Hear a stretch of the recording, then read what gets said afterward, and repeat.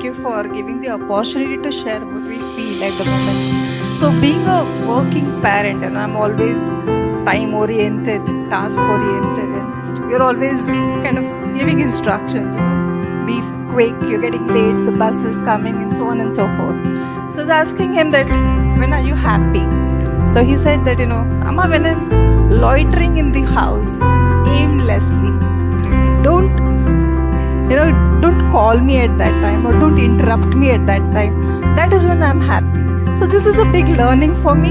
So whenever I see that he's doing nothing, I should know that he's happy and not disturb him literally. But yeah, that's a good learning, where we are just in our own world, wanting to get things done on time, but we are missing the main point where kids need to be happy doing what they are. So thank you for this workshop.